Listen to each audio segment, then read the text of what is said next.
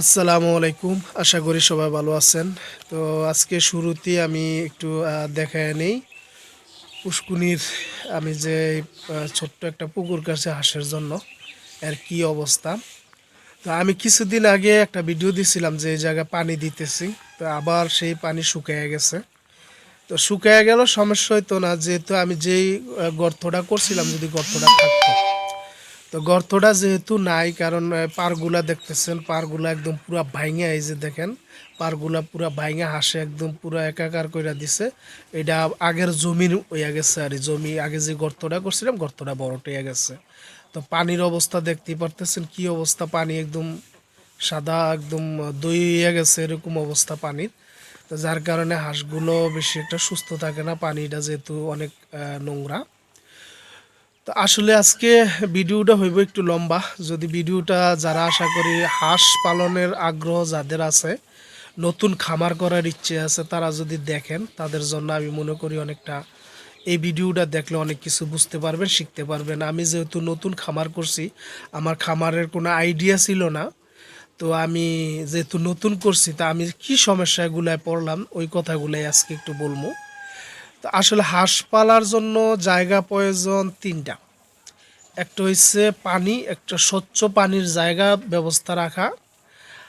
আর হাঁসগুলা শুকনা জায়গায়, যেমন গর্তিকা যখন হাঁসগুলা সকালে বাইর করে দেওয়া হয়, বাইর করার পরে যথেষ্ট পরিমাণ একটা শুকনো জায়গার দরকার। তো ওই জায়গাটা হইলে আমি এখন আবার ঘরে চলে এসেছি। ঘরে দেখতেছেন ডিমগুলা আমি উড়াই নেই এখন, তো ডিমগুলা উড়ামো।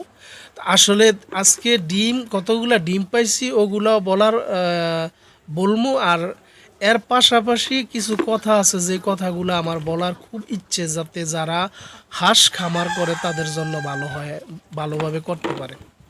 তো আমি যেই কথাটা বলতেছিলাম যে হাঁসের জায়গা প্রয়োজন তিনটা। তো তিনটা জায়গার থেকে হাঁস, যেমন পানিতে সারাদিন হাঁস পানিতে রাখা যাবে না, 2 ঘন্টা 3 ঘন্টা হাঁস পানিতে রইলো, তারপরে একটা শুকনো জায়গার প্রয়োজন, যে জায়গাটা হাঁসটা ওইটা একটু বসবে, আদার খাইবে, ওষুধের পানি খাওয়ান যাবে। তা আমার এনে ওই ব্যবস্থাটা নাই। আমার ঘর থেকে বাইর হইলেই এই ছোট্ট পুকুরটা, যেহেতু আমার জায়গা এনে খুবই অল্প জায়গা, তো পুকুরটার মধ্যে হাঁসগুলো সারাক্ষণ পানির মধ্যে থাকে, পানিটাও অতিরিক্ত বাজে একটা পানি হয়ে গেছে। তো যার কারণে আমি বিভিন্ন ধরনের সমস্যায় পড়ছি।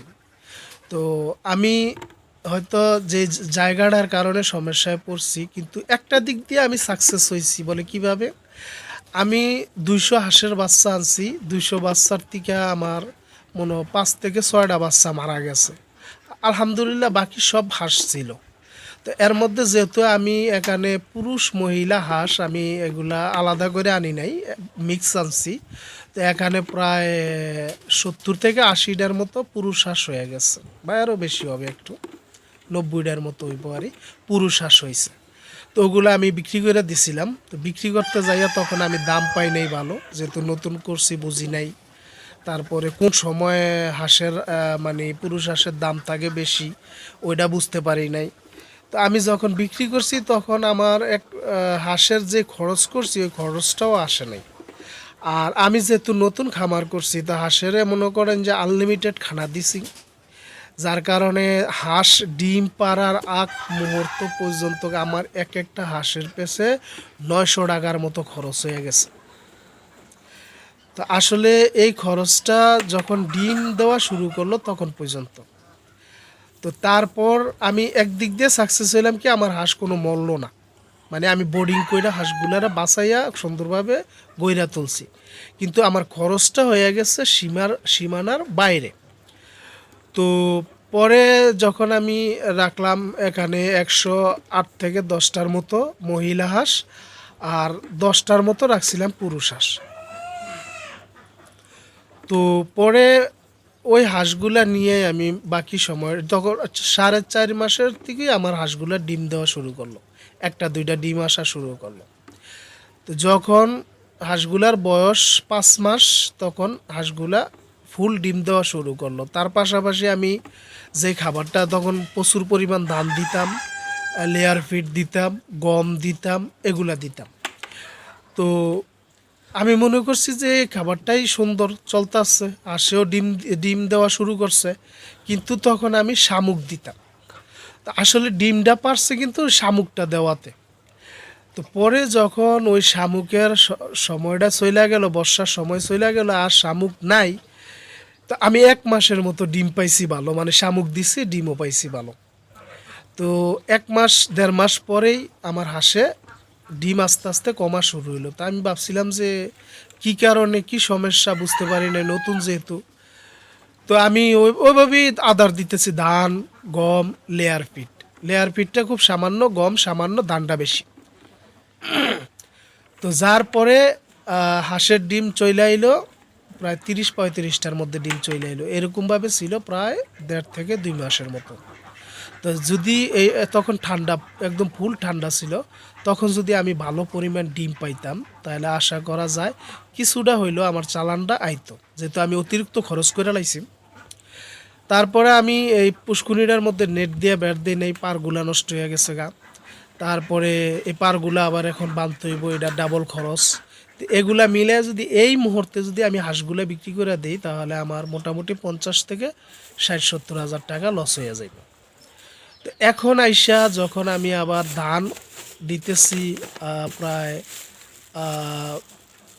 50% বা 40% ধান দিতেছি, 50% লেয়ার লেয়ার ফিট দিতেছি, আর 10% বা একটু বেশি কম হবে দিতেছি আপনার গম। তো তাতে এখন বর্তমানে হাঁসের ডিম আলহামদুলিল্লাহ যথেষ্ট পরিমাণ বাড়ছে।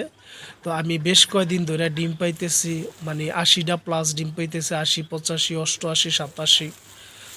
এরপরে গেল 90টার পরে পাইলাম 90টার পরে এই আজকে যে ডিমগুলা উঠাইছি, এই ডিমগুলা এখন আমি গণি নাই।